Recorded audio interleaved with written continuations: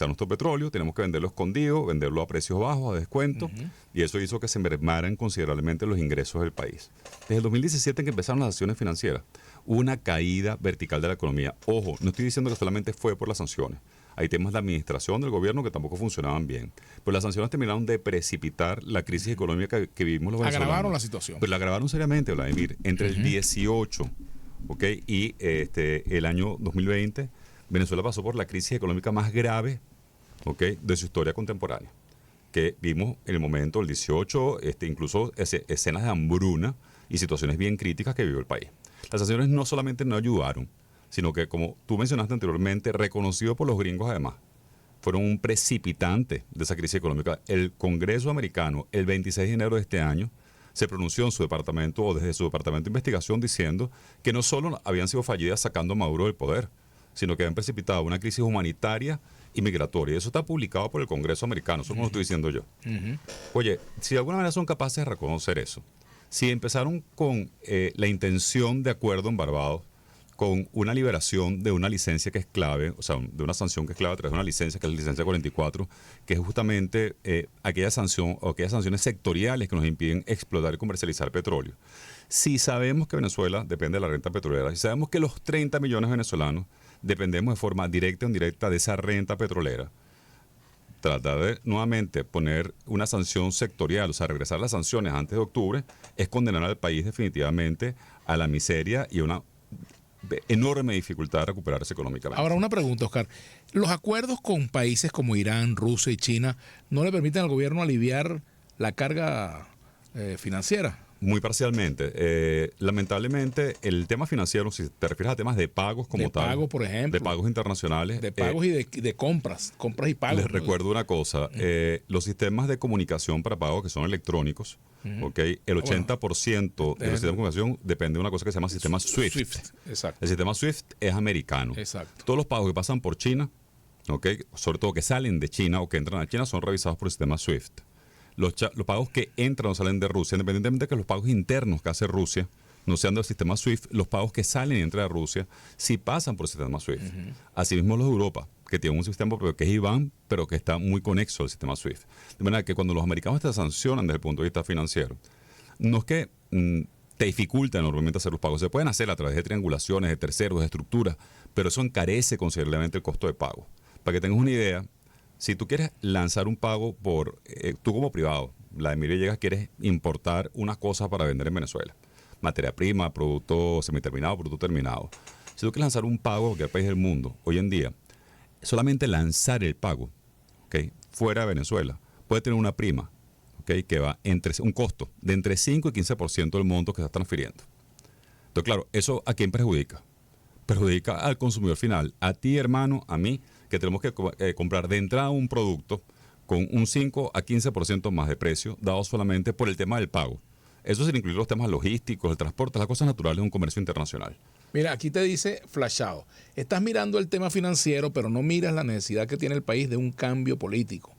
La opinión parecen odas a Nicolás Maduro, dice, ¿no? Es cierto, y déjame decirte una cosa, mi querido amigo. A mí me tildan de chavista a cada momento por decir lo que digo y decirlo de frente, como bien decía Vladimir. Yo digo lo que pienso de frente y mi vista es económica. Mi vista no es política. Si tú me quieres identificar con un grupo político, tú me puedes identificar dentro de los ninis.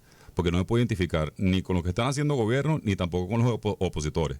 Por muchas razones que otro día si quieres los hablamos. Pero déjame decirte una cosa. Lo que sí te puedo asegurar es una cuestión. La mayoría de la población venezolana está sobreviviendo. Y no es a través de que nos ahorquen económicamente que vamos a lograr salir de ese estado de supervivencia a un estado de bienestar económico. Y si las sanciones funcionaran políticamente, para movilizar realmente los factores de poder al gobierno de Maduro, a otros actores oficialistas, mira, uno podría considerarlo, aunque yo no estoy de acuerdo en que se ahorque a la gente para ello. Pero ¿sabes qué? No han funcionado. No, pero además también se arma un ecosistema en torno a todo esto, el ecosistema de la corrupción que ahora, reventó o lo descubrieron hace un año y sigue rotando, producto precisamente de los mecanismos bajo cuerda mediante los cuales se hacen las ventas. Los negocios, tienes que hacer negocios escondidos. Con el oro, con una cantidad, petróleo. Con una cantidad de cosas que son aterrorizantes. Y sobre todo en un país donde no hay un control ni previo ni posterior hecho con ponentes independientes, también es un problema. ¿Sabes que hay estudios al respecto? Y nuevamente, como venezolano... Ricardo Val nos acompaña. Sí. Venezuela no es el primer país sancionado, hay gente que se ha dedicado de universidades bien prestigiosas a hacer estudios sobre las sanciones. Cuando a nosotros nos sancionaron en el 17 con sanciones puramente financieras, yo simplemente como un tipo curioso se dedicó a ponerse a leer esos temas hasta tiempos actuales. Y básicamente las sanciones no promueven cambios políticos. En ningún país del mundo que ha sido sancionado han hecho. Tenemos buenos ejemplos en Irán, tenemos buenos ejemplos en Cuba, tenemos múltiples ejemplos para no tomarnos toda la tarde dando aquí temas anecdóticos, ejemplos particulares. Pero no han funcionado ni han promovido cambio político. Como bien mencionaba Vladimir, han incluso agravado las crisis y situaciones políticas. Entonces, para mí incluso el acuerdo de Barbados, y eso lo he dicho varias veces en medios de comunicación, lo he escrito en prensa, el acuerdo de Barbados per se, conceptualmente, era un disparate, porque nos estaban agarrando desde el punto de vista económico a todos los venezolanos, a ti, a mí, a todo el mundo, para resolver un asunto que es de orden político, donde realmente estamos, no solamente, y nuevamente no soy politólogo, pero es muy difícil que se resuelva un asunto de orden político cuando ni siquiera los factores de poder político se reconocen entre sí. Porque ni el gobierno reconoce la oposición, ni la oposición reconoce el gobierno. ¿Cómo tú puedes sentarte a negociar si tú no reconoces la existencia del otro? Vamos a empezar por ahí. Entonces, es muy difícil. Entonces, pretendían de alguna manera llegar a un acuerdo político amarrándolo a un tema económico. Y yo me pregunto, ¿cuál es la responsabilidad de los líderes políticos y en qué están pensando? ¿Están pensando realmente en nosotros los venezolanos que llevamos años pasando aceite o están pensando en sus propias agendas políticas? Okay. También para darle su buen trancazo a los políticos de un lado y del otro, porque tampoco he escuchado a la gente de la oposición, si bien es cierto que la gente del gobierno, pues de esos incentivos, claro, grita para que suelten las sanciones y ha publicado vallas ahí recientemente por aquella autopista, no sé qué. Tampoco he escuchado a todos los actores de oposición en conjunto diciendo, señores gringos, saquen unas sanciones encima, que eso me hubiera encantado. Y no hay criterios unánimes frente a ese tema. ¿Sabes una cosa? Yo me hubiera vuelto un pelo más opositor y saldría de ese espacio de Niní. Si alguno de estos panas se levanta a gritar en público, estábamos en contra de las sanciones. Y no lo he escuchado de ninguno. Bueno, y hay puntos de vista, ha habido factores que sí lo han hecho, ¿no? Hay movimientos políticos que están en contra de las sanciones. Ahora, hay otros que no lo declaran y otros que están a favor, definitivamente, ¿no? Y que terminan formando parte de un ecosistema que le hace daños a la población venezolana. Y de hecho se ha convertido todo esto también en una especie de modus vivendi para algunos. Las sanciones para gente del gobierno y para gente que está en la oposición. Pero claro, modus vivendi, ¿para qué? Pues tienes que utilizar mecanismos de pagos alternos. Fueron los convencionales. Eso es un modo de vida. Tienes que utilizar mecanismos de comercialización alterna. Pues no solamente es sacar petróleo. Trata de sacar un producto a Venezuela y exportarlo, para que tú veas lo complejo que es. Trata de importar un producto a Venezuela, que no sea puerta a puerta, hermano. Con toda la ley, para tú veas lo complejo que es. No que llegue a Venezuela y que salga a la aduana, que ya es complejo. Me refiero a que llegue otro país a Venezuela. Yo siempre cuento una anécdota, Vladimir, que me voy a permitir, aunque decir que no voy a contar anécdotas. Durante el tiempo del COVID, el 2021, el post-COVID, tratamos de traer vacunas de la Janssen y Janssen a Venezuela. Un amigo mío que está en la comisión COVID y que por cierto es opositor, curiosamente. Pero está en la comisión COVID, pero un médico ganado a resolver los asuntos del país, un tipo definitivamente venezolano de todo. Me pidió el favor, como especialista en temas financieros, que por favor lo ayudara a conseguir vacunas de la Janssen y Janssen alemana, de la Johnson y Johnson, de la Janssen alemana, que eran de una sola colocación, y traernos un pool de esas vacunas a Venezuela, para la comisión, para que no tuviéramos que tener vacunas a varias puestas, por la complejidad en logísticas, por el tema de combustible que había en Venezuela. Tú sabes la respuesta que tuvimos después de 4 semanas de intento, que había stock para vendernos, pero que no nos podían vender porque estábamos bloqueados. Y yo me pregunto, pues estamos sancionados, pues, por una manera de recibir pagos, porque era una manera de que nos mandara la mercadería. Yo me pregunto, ¿eso tiene algún sentido realmente? O sea, el ser discriminado, pues terminamos siendo discriminados por un tema de origen, de nación. Tú tratas de hacer un pago, yo que tengo una casa de bolsa y trato de suscribirme a Bloomberg para tener información financiera al día, ¿sabes lo que me pasa, no? Que tengo que esconderme con un VPN diciendo que vivo o en Miami, Rico, qué sé yo, en Los Ángeles. Yo vivo entre Miami y Los Ángeles de mentira.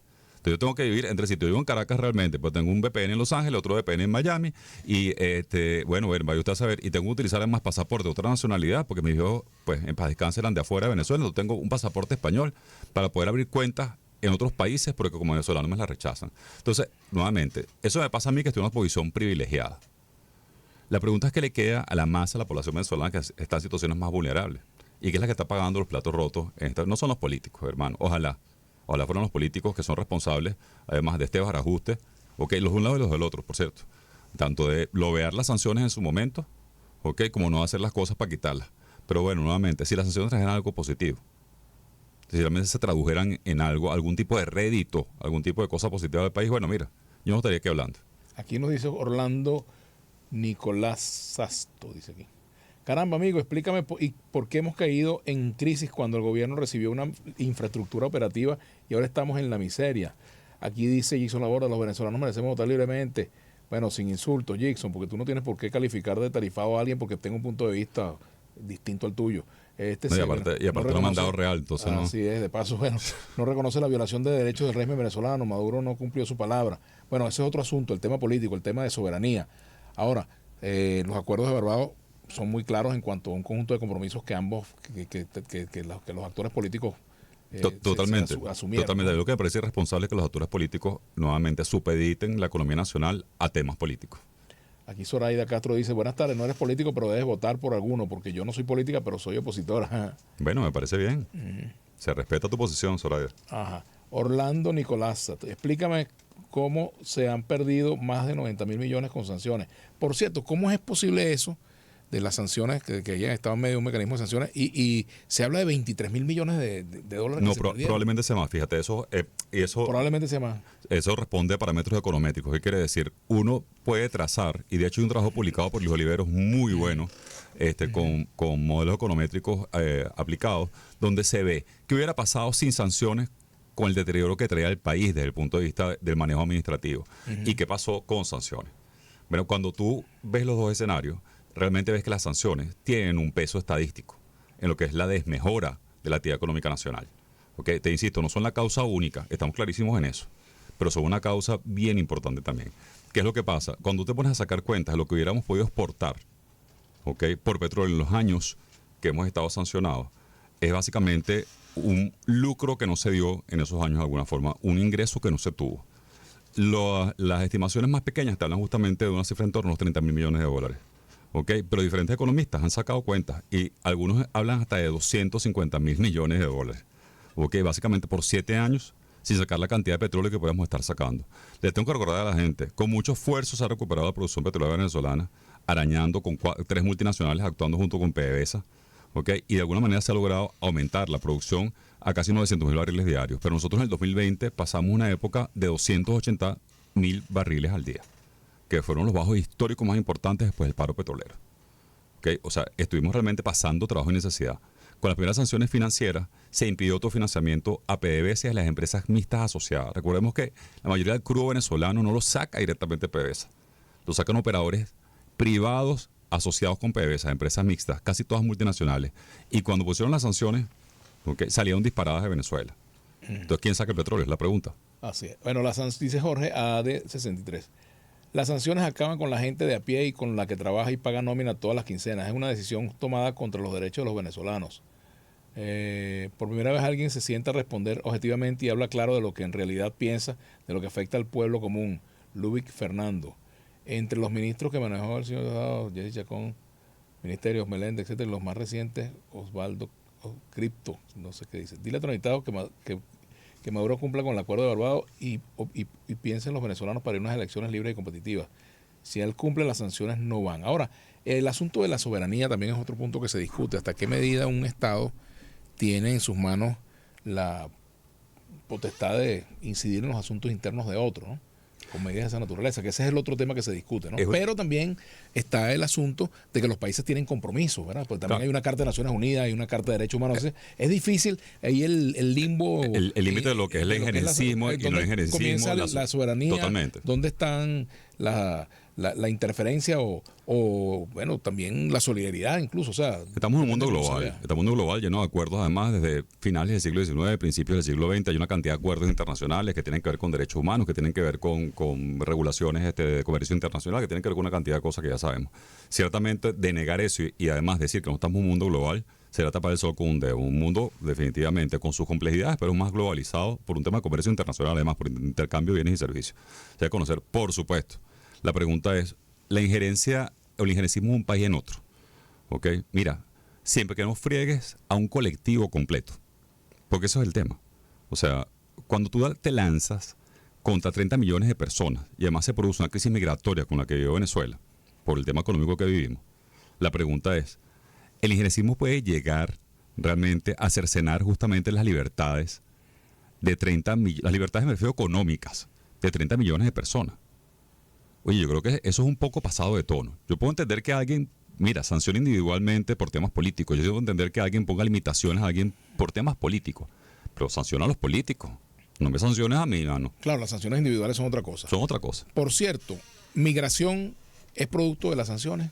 De la crisis económica. Cuando te pones a ver las causas de migración, recordemos que tenemos, según ACNUR, 7 y largos millones de habitantes. Que el gobierno no ha querido reconocerlo. Sí, están fuera, pero lo dice ACNUR, pues que el gobierno lo reconozca o no lo diga.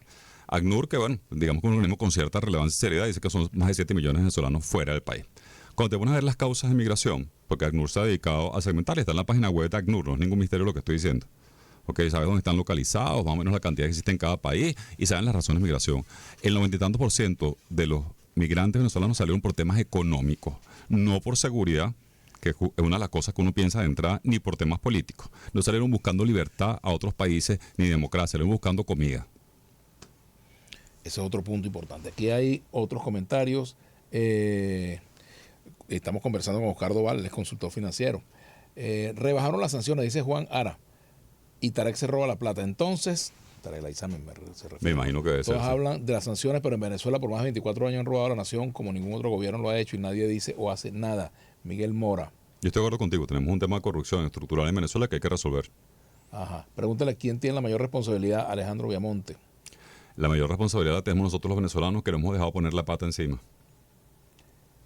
Ajá. Aún con sanciones, si no hubiera corrupción, Venezuela saldría adelante. Y el otro asunto tiene que ver con, fíjate tú aquí, por ejemplo, Venezuela tenía el Fonden, tenía un fondo y en su momento llegó a tener el Fondo de Inversiones de Venezuela, que eran fondos para hacer reserva de los recursos que ingresaban por la venta de petróleo. Pero resulta que todo eso lo espalillaron, se acabó eso. No solamente eso, realmente yo no puedo hablar bien de la administración del gobierno, yo lo estoy diciendo hace un rato. Okay, yo lo que estoy en contra es que un gobierno extranjero venga a fregarnos a todos los venezolanos, eso es otro tema.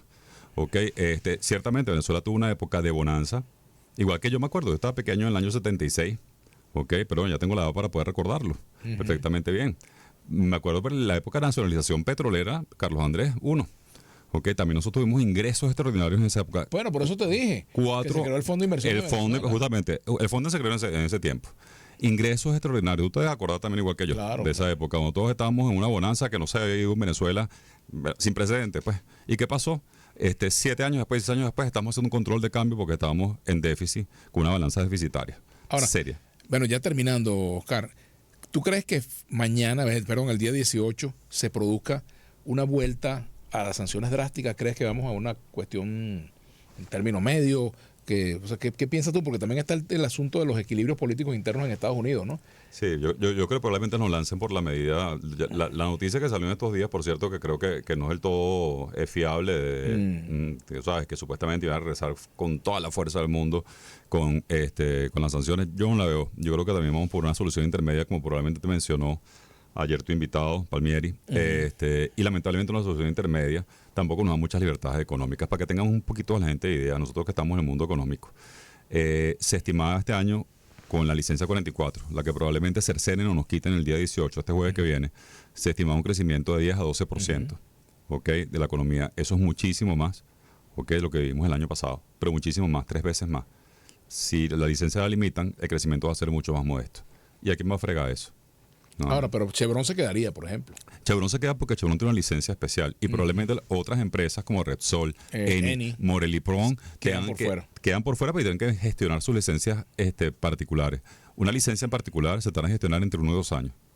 O sea, no estamos hablando de cosas que tengo que sacar en 3 meses. Igual que se levantó una sanción, después de que la pones, tardas años habitualmente. En Venezuela están empezando a aligerarla. Y pareciera que por todos los desmanes políticos y dislates políticos puede ser que nuevamente nos aprieten un poco el cuello. Bueno, caramba, te agradezco mucho que nos hayas acompañado, Oscar. Seguiremos comentando, ¿va? Porque esto va para largo. Eso va para muy largo. Bueno, me seguirán gritando ahí que, mira. Bueno, vale. Que soy tarifado, ¿qué dicen? Bueno, lo que digan, pero uno tiene que fijar su punto de vista con claridad. Porque, bueno, eso es mejor que estar diciendo cosas para complacer al público. No se trata de complacer al público, se trata de decir lo que uno piensa y que cada quien también diga lo que piensa del respeto. Claro, ¿no? Por supuesto. Bueno, yo digo como decía Luis Herrera, tengo una coraza de acero recubierta de vaselina para que me resbalen las cosas negativas que digan de mí. O las cosas insultantes, ¿no? Gracias por la invitación, gracias por Vladimir. acompañarnos, Oscar. Bien interesante la conversación. Vamos a hacer una breve